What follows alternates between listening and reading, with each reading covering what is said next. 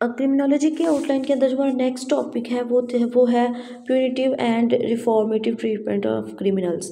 ठीक है, यानी क्राइम हो गया। अब तक हमने पढ़ा है क्राइम्स क्या होते हैं, जुवेनाइल डेलिक्वेंसी क्या होती है, लीगल सिस्टम्स कैसे काम करते हैं। अब हम पढ़ते हैं कि क्रिमिनल्स को ट्रीट कैसे किया जाता है। ठीक है, हमारे पास दो तरह के ट्रीटमेंट्स होते हैं जो क्रिमिनल्स को दिए जाते हैं। एक होते हैं प्यूनिटिव ट्रीटमेंट्स। प्यूनिटिव ट्रीटमेंट्स जो होते हैं ये primary it's about the punishing of the offenders for their crime, यानी कि जो ऑफेंडर है, जो क्रिमिनल है, उसको उसके किए हुए क्राइम के लिए सज़ा देना। ठीक है, इसके कुछ मेथड्स हैं। की मेथड्स जो हैं वो एक तो कॉर्पोरल पनिशमेंट है।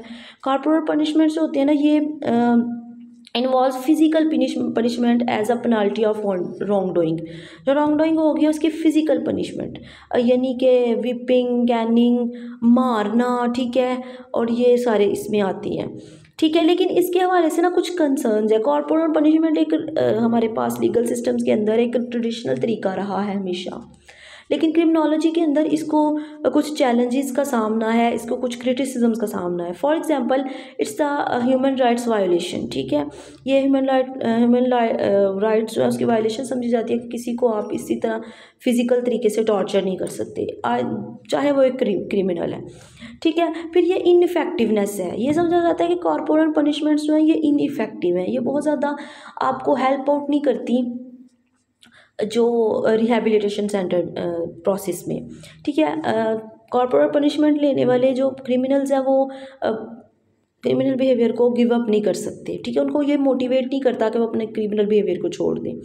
ठीक है, फिर अल्टरनेटिव्स है। कॉर्पोरल पनिशमेंट के तौर पे ना एक हमेशा से एक अल्टरनेटिव रहा है। कुछ कंट्रीज़ जो हैं वो इसको सपोर्ट करते हैं और कुछ के जो जैसे सिस्टम्स हैं वो इसके ख़िलाफ़ कॉर्पोरल पनिशमेंट्स के ख़िलाफ़ स्ट्रॉन्ग किस्म के एविडेंसेस देते हैं।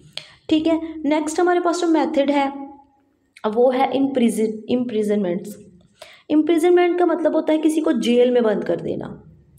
ठीक है, और ये सबसे ज़्यादा इस्तेमाल होने वाली प्यूनिटिव ट्रीटमेंट है।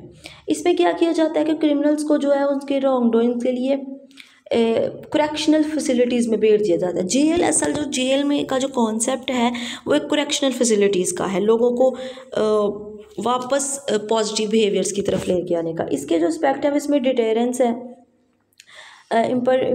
imprisonment serve as the deterrent to the both offender and the general police। इनके लिए जो है डिटेरेंट के तौर पे ये काम करता है। फिर आइसोलेशन, जेलिंग का मतलब इम्प्रिजनमेंट का मतलब होता है कि जो पब्लिक है उसको मज़ीद नुकसान से बचाने के लिए, कम्युनिटी को मज़ीद नुकसान से बचाने के लिए क्रिमिनल्स को आइसोलेट कर दिया जाता है। ठीक है, लेकिन जो हमारे पास इम्प्रिजनमेंट है इसको भी काफ़ी ज़्यादा चैलेंजेस का सामना है, जैसे कि ओवर क्राउडिंग हो जाती है, हाई रेडिसिज्म रेट हो जाते हैं, उनके पास जो है वो करेक्शनल फैसिलिटीज़ के अंदर रिहैबिलिटेशन की अपॉर्चुनिटीज़ जो हैं वो बहुत कम होती हैं। ठीक है, तो ये हमारे पास प्यूनिटिव ट्रीटमेंट्स के कुछ मेथड्स थे। नेक्स्ट हमारे पास जो ट्रीटमेंट्स हैं वो है रिफॉर्मेटिव ट्रीटमेंट्स। रिफॉर्मेटिव ट्रीटमेंट्स जैसे कि हमने कहा था कि प्यूनिटिव ट्रीटमेंट्स जो होती हैं वो इस चीज़ पे का उनका जो मकसद होता है वो ये होता है कि क्रिमिनल को सज़ा दी जाए उसके रॉन्ग डूइंग के लिए। लेकिन रिफॉर्मेटिव ट्रीटमेंट्स का मतलब होता है कि उसको रिहैबिलिटेट किया जाए, उसको सज़ा तो दी जाए लेकिन उसको पॉजिटिव बिहेवियर की तरफ, उसके बिहेवियर को रीडायरेक्ट करने की कोशिश की जाए। ठीक है, इसमें जो है वो रिहैबिलिटेशन प्रोग्राम्स होते हैं। रिहैबिलिटेशन प्रोग्राम्स जो है ना ये क्रिमिनल बिहेवियर को रीडायरेक्ट करने के लिए डिज़ाइन किए जाते हैं। इसमें साइकोलॉजिस्ट्स, क्रिमिनोलॉजिस्ट्स और दूसरे एक्सपर्ट्स काम करती हैं। ठीक है, इसमें थेराप्यूटिक इंटरवेंशन यूज़ की जाती हैं, साइकोलॉजिकल काउंसलिंग, थेरेपीज़, ताकि उनको जो है वो देखें जो psychological issue, psychological point of view है ना, हमने जब साइकोलॉजिकल थेरीज कहा था तो हमने कहा था कि वो ये कहता है कि साइकोलॉजिकल इश्यूज़ की वजह से, साइकोलॉजिकल जो फैक्टर्स हैं उसकी वजह से इंसान क्राइम की तरफ जाता है, इंक्लूडिंग ट्रॉमा इश्यूज़। ठीक है, अब सब्सटेंस यूजेस। तो ये जो थेराप्यूटिक इंटरवेंशंस होती हैं वो क्रिमिनल्स की जो साइकोलॉजिकल हेल्थ है उसको टारगेट करती हैं।